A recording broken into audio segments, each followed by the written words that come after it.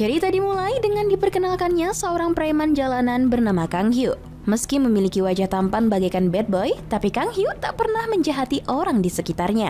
Yap, Kang Hyu adalah preman baik hati dan suka menolong.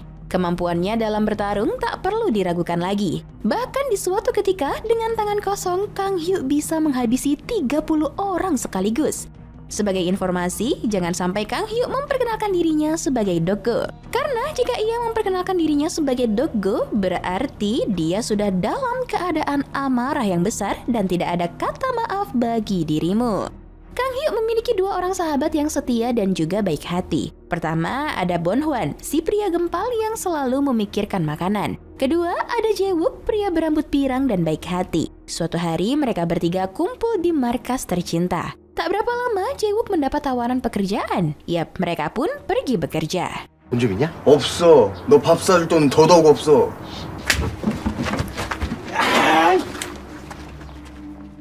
Sementara itu, di atap SMA Dangyong, terlihat geng berandalan anak SMA sedang menyetorkan uang pada preman sekolah peringkat 3, yaitu Badu. Diketahui para preman berandalan ini selalu mengganggu siswa lainnya dan meminta uang pada mereka.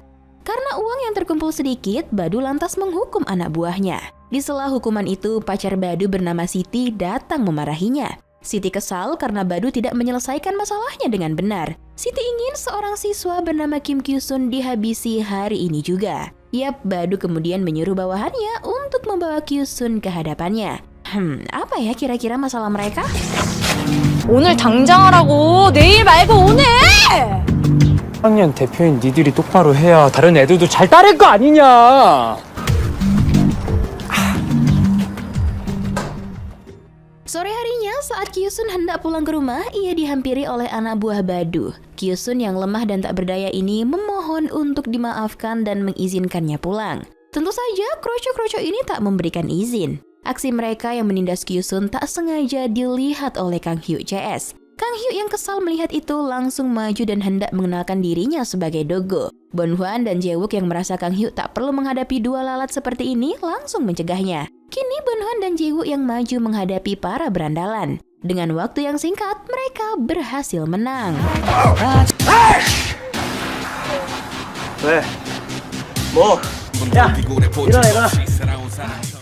Kyu-sun berterima kasih kepada Kang Hyu CS dan meminta tolong pada mereka untuk menyelamatkan adik perempuannya. Saat ingin menjelaskan situasi yang terjadi, perut si gempal Bon Hwan pun berbunyi. Yap, mereka kemudian pindah ke kedai makanan. Saat makan, Kyu-sun menjelaskan bahwa ia memiliki seorang adik perempuan yang juga bersekolah di SMA Dangyong. Adiknya itu bernama Hyun-sun. Hyun-sun berada pada kelas yang sama dengan Siti. Suatu hari, pacar Siti yaitu Badu datang ke kelasnya. Karena wajah Hyun-sun yang cantik, Badu lantas terpesona dan curi-curi pandang. Hal itu membuat Siti cemburu. Saat jam istirahat, Siti CS membawa Hyun-sun ke toilet dan mengusilinya. Tak sekedar usil, Siti bahkan memaksa Hyun-sun meminum cairan pembersih lantai. Karena hal itu, Hyun-sun kini dilarikan ke rumah sakit. Siti yang masih belum puas mengusili Hyun-sun meminta bantuan sepupunya yang merupakan preman peringkat 2 di sekolah. Sepupunya itu bernama Udin. Karena Hyun-sun sedang dirawat di rumah sakit, maka Kyu-sun selaku abangnya lah yang menjadi target. Itulah mengapa para berandalan tadi mengganggu Kyu-sun. Mendengar cerita Hyun-sun, Bon Hwan sangat kesal dan mengatakan bahwa mereka harus membubarkan geng SMA Dangyong. Jae-wook mengatakan bahwa aksi tersebut tidak akan mudah karena SMA tersebut menjalin kerjasama dengan SMA Gichong. Diketahui SMA Gichong memiliki preman kelas kakap yang sangat tangguh bernama Kang Hun. Kang Hyu yang mendengar itu hanya diam dan menyuruh Kyu-sun pulang. Sebelum pulang, Kyu-sun menanyakan apakah Kang Hyu CS bersedia membantunya. Kang Hyu bersedia dan meminta Kyu-sun untuk datang ke markas besok malam. Kang Hyu pulang ke rumahnya. Ia bertemu dengan saudara kembarnya bernama Kang Hu. Meski mereka kembar identik, namun sifat dan kehidupan mereka sangatlah berbeda. Kang Hyu adalah preman yang tangguh dan sangat barbar dalam menjalani aktivitasnya. Sedangkan Kang Hu sangat pintar dan rapi, namun memiliki fisik yang lemah. Saat di kamar, Kang Hyu menanyakan kepada Kang Hu apakah ia diganggu saat di sekolah. Dengan senyuman palsu, Kang Hu mengatakan bahwa ia baik-baik saja. Sepertinya Kang Hu ini menyembunyikan sesuatu nih. Keesokan harinya, para berandalan yang dihajar Kang Hyu CS datang menghadap Badu. Badu kesal karena bawahannya itu gagal membawa Kyu-sun ke hadapannya. Para kroco yang malu dihajar oleh 2 orang lantas mengatakan kepada Badu bahwa ada 10 orang yang melawan mereka. Mendengar ada 10 orang, Badu langsung takut dan mendiskusikannya kepada Udin. Udin yang mendengar itu lantas menelpon preman peringkat 3 di SMA Gichon bernama Agung. Udin meminta bantuan Agung untuk mengatasi Kang Hyuk CS dan akan memberi bayaran yang setimpal. Permintaan tersebut pun disanggupi oleh Agung. Malam harinya di markas Kang Hyuk CS, Bon Hwan mengajari Kyu-sun cara bertarung. Tak lama kemudian datanglah sekelompok berandalan yang sedang memalakkan seorang pria pegulat. Sebenarnya dengan kemampuan gulatnya, pria yang bernama Taejin ini bisa saja menghabisi berandalan itu. Akan tetapi karena jadwal pertandingan yang semakin dekat, Taejin tak mau melawan dan membuat masalah. Ia takut masalah yang timbul bisa menyebabkan ia dikeluarkan dari perlombaan. Karena tak mau melawan itu, ia meminta bantuan Kang Hyuk CS untuk membantunya. Yap, dengan sangat mudah, para berandalan berhasil dikalahkan. 도와주자. 거기 있어. 고기도 쏜다. 씨. 야스! 야 고기래 고기. 나 아무것도 안 했다. 어? Taejin mengucapkan terima kasih pada Kang Hyuk CS dan berjanji akan mentraktirnya suatu saat. Kemudian mereka pun berkenalan satu sama lain. Saat perjalanan menuju tempat latihan, Taejin melihat ada seorang wanita imut menunggunya. Wanita yang bernama Amel itu mengaku sebagai fans Taejin dan memberikan Taejin hadiah. Keesokan harinya, dengan penampilan yang rapi, Kang Hyuk CS datang ke rumah sakit. Mereka menyapa Hyun Sun dengan ramah. Namun Hyun Sun justru hanya diam ketakutan. Maklumlah ya, namanya juga masih trauma. 혁이 선물. Ketika Kang Hyuk CS pulang ke markas, ternyata di sana telah ada sekelompok anak buah Agung yang menunggu mereka. Anak buah Agung yang bernama Jong Il merenung dan mengatakan ini tidak benar. Jong Il yang baik hati merasa yang mereka lakukan saat ini adalah kejahatan. Temannya mengatakan bahwa Jong Il cukup diam dan menyaksikan saja.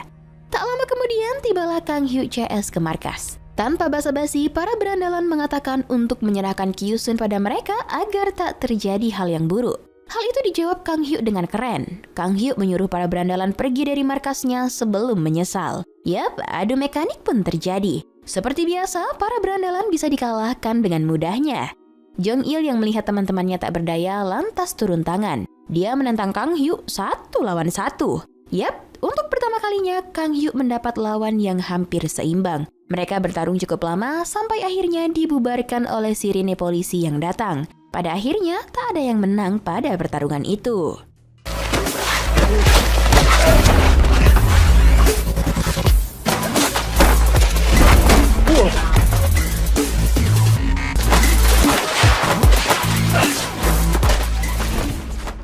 Esok paginya, Jong Il dimarahi oleh preman peringkat 2 di SMA Gichon. Preman yang bernama Randy itu kesal karena selama ini Jong Il menyembunyikan kemampuannya. Agung yang juga berada di sana mengatakan pada Randy untuk tak ikut campur dalam masalahnya. Yap, percikan api terjalin antara Agung dan Randy.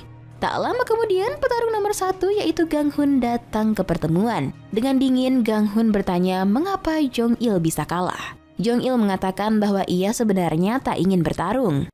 Gang Hun lantas mempersilahkan Jong Il untuk keluar dari geng dengan satu syarat, yaitu Jong Il tak boleh berkelahi lagi dengan alasan apapun. Dengan hati yang lega, Jong Il berterima kasih dan keluar dari geng. 2학년 김종일은 서클을 탈퇴한다. Gang Hun kemudian menelpon preman nomor 1 di SMA Dangyong. Preman tersebut bernama Anton. Gang Hun meminta bayaran karena anak buahnya telah babak belur akibat permintaan mereka. Anton merasa bingung karena ia sama sekali tidak tahu apapun yang terjadi. Yap, saat Udin meminta bantuan pada Agung, Udin sama sekali belum meminta persetujuan Anton. Gang Hun tidak peduli apakah Anton tahu atau tidak. Yang jelas, ia merasa bahwa Anton harus membayar kekacauan ini. Anton pun mengiyakan permintaan Gang Hun. Di atap SMA Dangyong, Anton dengan emosi menghajar Badu dan Udin. Dia sangat murka dengan kekacauan yang terjadi. Siti yang berada di sana juga tak luput dari amukannya. Setelah puas melampiaskan kekesalannya, Anton kemudian menyuruh Badu dan Udin untuk membawa Kyu-sun dan Hyun Sun ke hadapannya. Anton juga menelpon rekannya yang bernama Asep. Ia meminta bantuan Asep untuk mengatasi Kang Hyuk CS. Karena ingin bertobat, Asep mengatakan bahwa ini adalah yang terakhir kalinya ia membantu Anton. Asep kemudian datang ke markas Kang Hyuk.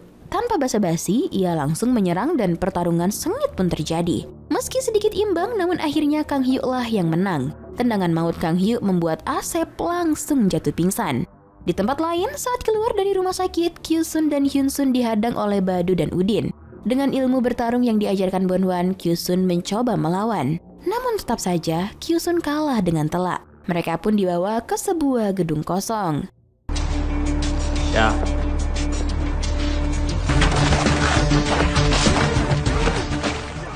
Saat sadar dari pingsannya, Asep heran mengapa Kang Hyuk CS tak menghabisinya dan mencuri uang di dompetnya. Kang Hyuk mengatakan bahwa mereka bukanlah berandalan sampah seperti itu. Asep kemudian respect dan merasa bersalah pada mereka. Untuk menebus kesalahannya, Asep mengatakan bahwa jika Kang Hyuk ingin meruntuhkan para berandalan itu, maka Kang Hyuk harus menjumpai Dong Jae dari SMA Hanchun. Dong Jae adalah radar informasi di wilayah tersebut.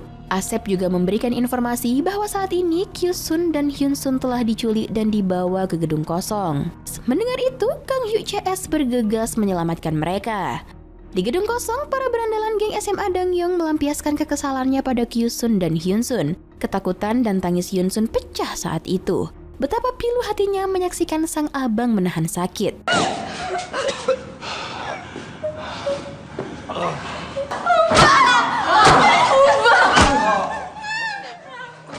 Tak berapa lama kemudian, Kang Hyuk CS pun datang. Tanpa basa-basi, dengan emosi yang membara, Kang Hyuk CS menghajar para berandalan. Meski harus menghajar puluhan anak buah Anton, Kang Hyuk masih saja dapat mengalahkan mereka dengan mudah.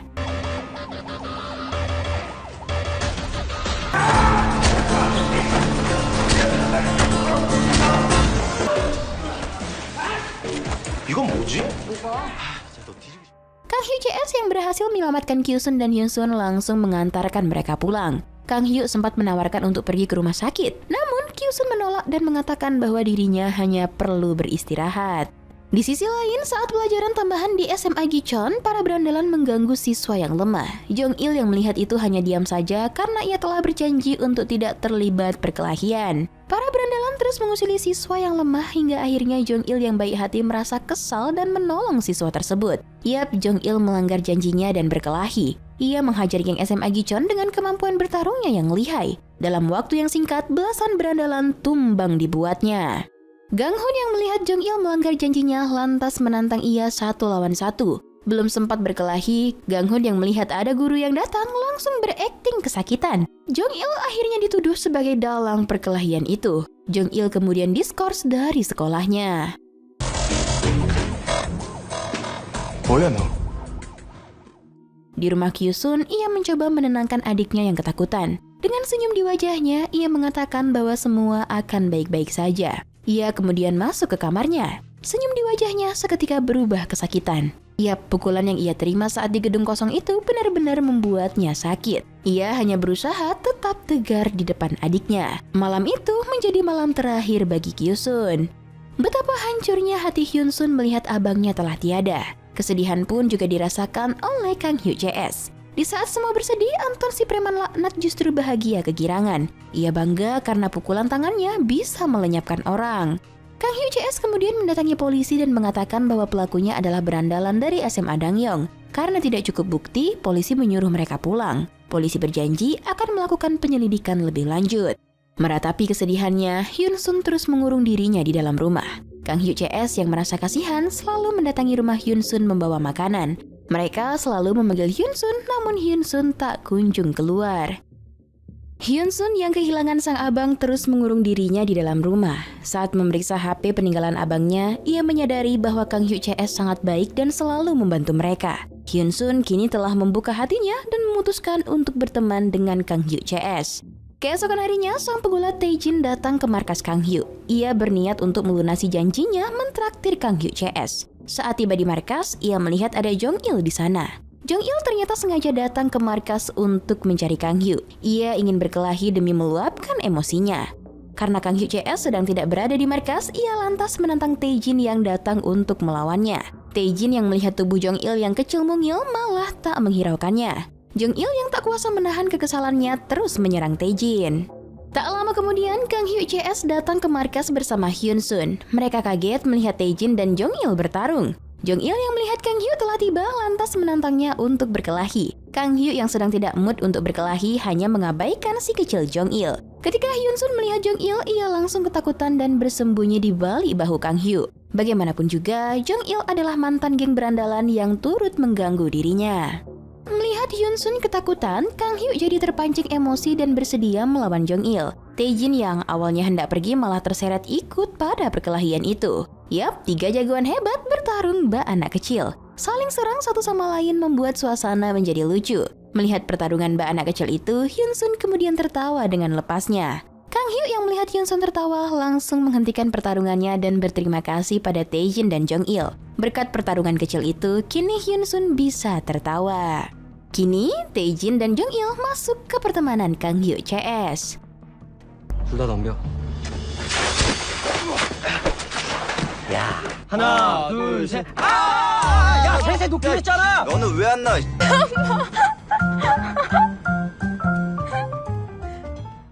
Keesokan harinya, Kang Hyu dan Jong-il pergi ke SMA Hanchun. Mereka berniat untuk menemui Dong-jae si radar informasi. Awalnya Dong-jae sama sekali tak ingin membantu Kang Hyu CS. Namun ketika melihat semua anak buahnya telah terkapar dihajar Kang Hyu dan Jong-il, mau tak mau Dong-jae bersedia membantu mereka. Dong-jae mengatakan bahwa Kang Hyu cukup melumpuhkan berandalan SMA Gichon saja. Secara otomatis, SMA Dangyong juga akan runtuh.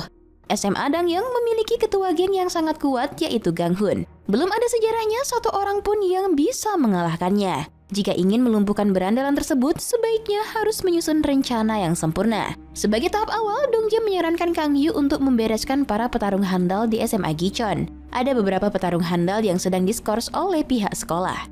Dong-jae menyuruh Kang Hyu untuk membereskan mereka. Dengan kemampuan yang tak perlu diragukan, dalam sekejap, para berandalan yang diskors tersebut berhasil dikalahkan. 만든 인간 쓰레기야. 6위 곽선별, 3위 모광성, 그냥 우주 쓰레기. 맘 놓고 때려.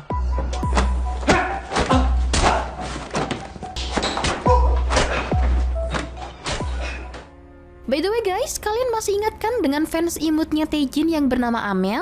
Nah, saat ia hendak pulang dan berdiri di halte bus, tiba-tiba ia dihampiri oleh Anton.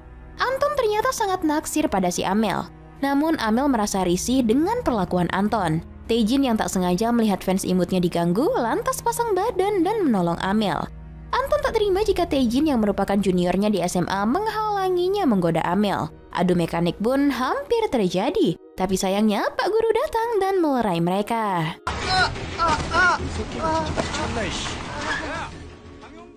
Tae-jin dan Amel kemudian pergi jalan bersama. Mereka tertawa mesra dan menikmati waktu yang berjalan. Mereka bercanda ria bagaikan pasangan yang sedang kencan. Saat hendak pulang, Tae-jin mengatakan bahwa Amel tak perlu datang mengunjungi tempat latihannya lagi karena ia ingin fokus untuk latihan. Tae-jin juga mengatakan bahwa hatinya hanya untuk Amel, sehingga Amel tak perlu merasa khawatir jika tidak bertemu. Mendengar itu, Amel langsung senang dan mengatakan bahwa hari ini adalah hari mereka jadian.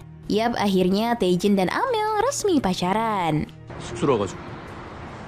아무튼 1일? 소리 마! Di SMA Dangyong, Anton menegur ketua tim pegulat yang tak becus mendidik Tae-jin. Ia kesal karena Tae-jin tak sopan pada dirinya. Ketua pegulat lantas tak terima karena Tae-jin dihina. Dengan kemampuan gulatnya, ia mengangkat Anton dan menghempaskannya ke dinding. Aksi ketua pegulat tersebut kemudian direkam oleh siswa lain. Yap, Anton sengaja memancing amarah ketua pegulat agar komunitas pegulat dibubarkan oleh pihak sekolah. Anton kemudian menyebarluaskan video tersebut. Komunitas pegulat terancam dibubarkan. Pihak komite sekolah mengadakan rapat dadakan terkait hal tersebut. Tae-jin meminta maaf pada ketua pegulat karena hal ini disebabkan oleh dirinya. Ketua pegulat mengatakan bahwa ia ingin menyelamatkan komunitas dan ingin Tae-jin tetap bertanding di kejuaraan. Ia kemudian mengatakan bahwa cukup dirinya yang menanggung kekacauan ini. Ketua pegulat lalu pergi ke rapat komite. Ia kemudian mengaku bahwa dirinya bersalah. Ia siap menerima hukuman asal komunitas pegulat tidak dibubarkan. Pihak sekolah kemudian memberi hukuman skors pada ketua pegulat dan ia juga dikeluarkan dari komunitas. Anton yang melihat bahwa hanya ketua pegulat yang mendapatkan hukuman lantas merasa sangat kesal. Niat Anton yang sebenarnya dalam menyebarkan video tersebut adalah agar Tae-jin tak bisa ikut kejuaraan. Saat bertemu Tae-jin di koridor sekolah, Anton kembali memanas-manasi Tae-jin. Tae-jin yang tak ingin pengorbanan ketuanya sia-sia lantas menahan emosinya. Ia kemudian bersujud meminta maaf pada Anton. 네가 네 여친 구한 거잖아, 새끼야. Di sisi lain, Kang Hyuk CS senyum-senyum sendiri karena kini mereka sudah membuat grup WhatsApp bersama Hyun Sun. Hyun Sun mengatakan bahwa seminggu lagi dirinya akan pindah ke daerah Migu. Kang Hyuk langsung menelpon Hyun Sun dan meminta Hyun Sun untuk memaafkan semua orang yang telah menjahatinya. Perkataan Kang Hyuk membuat Hyun Sun terdiam kaku. Duh, Bang Ganteng, menghilangkan trauma itu bukan semudah membalikkan telapak tangan loh. Jae-wook kemudian merebut HP Kang Hyuk dan mencairkan suasana. Jae-wook mengajak Hyun Sun untuk nonton pertandingan Taejin minggu depan.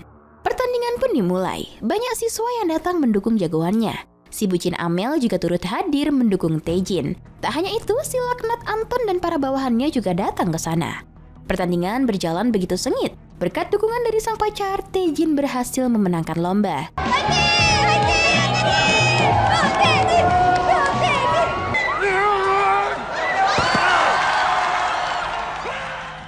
Anton yang melihat ada si imut Amel di sana lantas memikirkan ide yang licik. Ia kemudian pergi meninggalkan stadion.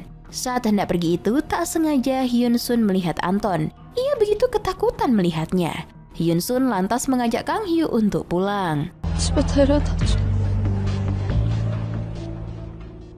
Usai pertandingan, Amel menunggu Taejin di lobi. Ketika itu, Taejin datang terlambat karena ia diminta untuk menjumpai pelatih internasional. Lama menunggu Taejin yang tak kunjung datang, Amel kemudian dihampiri oleh Siti.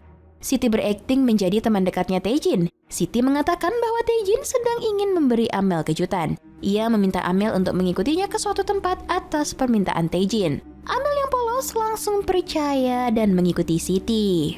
Di sebuah gang buntu, dua berandal yang tak ingin menghajar wanita memutuskan untuk pergi. Tak lama kemudian Siti dan Amel sampai di gang tersebut. Yap, Amel masuk ke perangkap dan dihajar oleh mereka. Taejin yang mendapat kiriman foto Amel yang terluka langsung murka dan bergegas menyelamatkannya. Sesampainya di sana, Taejin yang melihat Amel pingsan tak berdaya langsung murka dan menghajar semua berandalan di sana. Seperti orang kesurupan, Taejin menghantam mereka semua. Bahkan Anton yang terhitung tangguh juga tak berkutik melawan Taejin.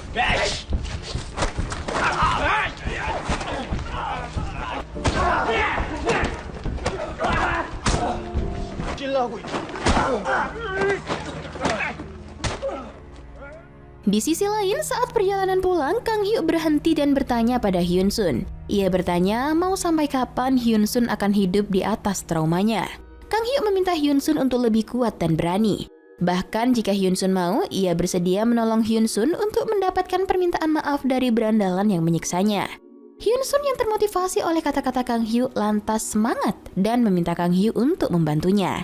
Yap, kini Kang Hyuk tancap gas kembali ke stadion. 좋았어! 가자! Saat sampai di stadion, mereka mendapati stadion telah kosong. Ia kemudian bertanya pada dua berandalan yang sedang berjalan di trotoar. Berandalan tersebut mengatakan bahwa Amel dan Taejin sedang dikeroyok di gang buntu. Tanpa basa-basi, Kang Hyuk CS bergegas ke gang tersebut. Di gang buntu itu, kini Anton telah berada di posisi yang tak berdaya. Saat Taejin hendak melepaskan tinjunya yang dahsyat, Kang Hyuk langsung mencegahnya. Kang Hyuk mengatakan bahwa saat ini seharusnya Taejin memprioritaskan Amel yang terluka. Dengan tertatih, Taejin datang menghampiri Amel. Ia bergegas menggendong Amel dan membawanya ke rumah sakit. Melihat Anton yang sudah tak berdaya, Kang Hyuk menyuruh Hyun Sun untuk berbicara padanya. Dengan rasa takut, Hyun Sun menyuruh Anton meminta maaf padanya. Kang Hyuk berjanji tak akan menghabisi Anton jika ia menuruti perkataan Hyun Sun. Yap, Anton lantas meminta maaf kepada Hyun Sun. Meski Anton sudah meminta maaf, namun Hyun Sun masih saja ketakutan melihat Anton. Anton lantas tertawa melihat Hyun Sun yang penakut. Ia mengatakan bahwa jika ia bertemu lagi dengan Hyun Sun yang penakut ini, ia dengan mudah bisa menghabisi Hyun Sun lalu pergi. Hyun Sun kemudian kesal dan mengatakan, jika ia berjumpa lagi dengan Anton, maka Antonlah yang harus takut, bukan dirinya. Kang Hyuk ikut senang melihat keberanian Hyun Sun mengatakan hal tersebut. Ia kemudian memberi satu pukulan maut untuk Anton karena berani menggertak Hyun Sun. 우리 오빠한테 사과해. 나한테도 사과하라고. 도망다녀 할 사람은 내가 아니라 너야. Kekalahan Anton melawan Taejin kini tersebar luas. Taejin kini menjadi nomor 1 di SMA Dangyong. Hal tersebut terdengar oleh Gang Hun. Gang Hun tak senang karena Taejin mengklaim dirinya yang terkuat. Kang Hun kemudian datang menemui Taejin. Mereka bertarung dengan begitu sengit hingga akhirnya pertarungan dimenangkan oleh Kang Hun. Taejin yang babak belur kemudian datang ke markas Kang Hyuk untuk meminta bantuan. Di markas terlihat Kang Hyuk dan Jong Il sedang latihan bertarung. Kang Hyuk juga mengatakan bahwa Jong Il lebih lihai jika menggunakan satu pena di tangannya. Mereka terus latihan sampai tenaga terkuras dengan drastis. Taejin juga ikut latihan bersama mereka. Kini tujuan mereka adalah sama, yaitu mengalahkan Kang Hun dan membubarkan geng berandalan. 나도 연습이라서 힘을 반만 썼는데 그만 찍어버렸다. 정말 솔직하게 말하면 너 불펜 한 자루만 들고 하는 게 훨씬 나은 것 같다. Kang Hyuk kemudian menelpon Dong Jae dan mengatakan bahwa mereka akan menyerang SMA Gichon. Tak sengaja ternyata telepon tersebut diangkat oleh Kang Hun. Yap, dengan begitu aksi Dong Jae yang membantu Kang Hyuk selama ini telah diketahui oleh Kang Hun. Kang Hun kemudian menyuruh Dong Jae menelpon Kang Hyuk. Ia meminta Dong Jae mengatakan pada Kang Hyuk bahwa minggu ini SMA Gichon akan melakukan pelantikan di gedung kosong. Ini merupakan kesempatan Kang Hyuk untuk menghabisi Kang Hun. Usai menutup telepon, Kang Hun kemudian mengancam Dong Jae untuk tak mempermainkannya lagi. Setelah Kang Hun pergi, Dong Jae kembali menelpon Kang Hyuk. Ia mengatakan bahwa yang mengangkat telepon pertama kali adalah Kang Hun dan pelatihan di gedung kosong hanyalah strategi untuk memancing Kang Hyuk. Kang Hyuk yang mengetahui fakta itu justru tak gentar. Ia mengatakan bahwa ia akan pergi ke gedung itu mengikuti skenario yang dibuat oleh Kang Hun. Dong Jae kemudian memberikan usulan rencana pada mereka. Dong Jae mengatakan bahwa Kang Hun selalu terlambat 20 menit ke lokasi. Selain itu, Kang Hun juga selalu menggunakan jalan tikus ke lokasi tersebut. Hal ini bertujuan agar ketika Kang Hun tiba di lokasi, pertarungan sudah hampir selesai dan dia otomatis akan menjadi pahlawan. Dong Jae kemudian menjelaskan siasatnya. Ia meminta hanya Taejin, Jong Il, Jae-wook, dan Bonhwan saja yang datang ke gedung kosong. Sementara untuk Kang Hyuk, Dong Jae menyarankan ia standby di jalan tikus untuk menunggu Kang Hun. Dong Jae beranggapan bahwa dengan menghadang Kang Hun sampai ke gedung, maka mereka memiliki peluang untuk menang. Kang Hyuk pun setuju dengan rencana Dong Jae. Tibalah hari pelantikan. Kang Hyuk yang hendak pergi dihadang oleh saudara kembarnya yaitu Kang Ho. Kang Ho meminta Kang Hyuk untuk tidak pergi karena sang ibu telah memasak masakan kesukaannya. Diketahui ini adalah hari ulang tahun mereka. Sayangnya Kang Hyuk tak menghiraukan hal tersebut dan bergegas pergi. Baru saja Kang Hyuk berpaling, tiba-tiba seorang anak SMA datang dan membawa Kang Ho pergi. Lanjut cerita, saat di depan gedung kosong, Jong Il menanyakan kepada Bonhwan dan Jae-wook di mana Taejin saat ini. Ia heran mengapa Taejin belum datang juga. Jae-wook mengatakan bahwa Taejin akan datang terlambat, jadi sebaiknya mereka duluan saja. Yap, ternyata Taejin sedang berjuang menggas motornya yang lambat.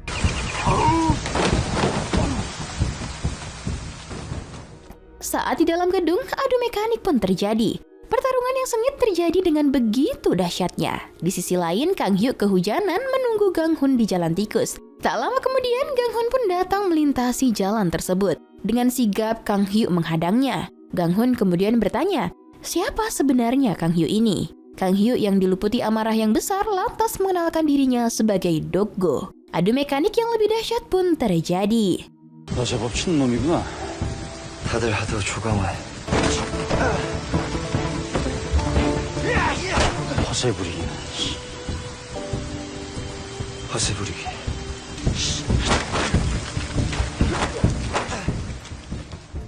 Di gedung kosong, pertarungan dahsyat masih berlangsung. Mereka terus berkelahi sampai tenaga habis. Usai menghabisi kroco-kroco Kang Hun, kini hanya tersisa Agung dan Randy di sana.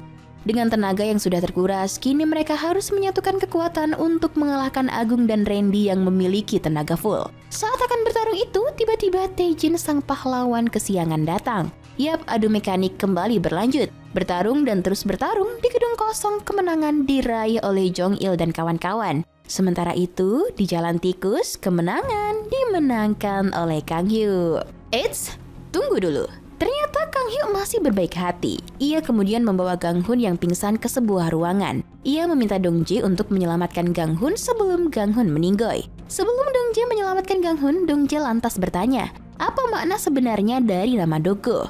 Kang Hyuk mengatakan bahwa Doggo adalah sebuah tong beracun. Siapapun yang mendengar suaranya, maka ia akan KO. Dong Jae takjub dan tak menyangka bahwa Kang Hyuk adalah Doggo, sang legendaris yang mengalahkan 30 orang sekaligus. 야, 그래도 지금은 진짜 멋있다.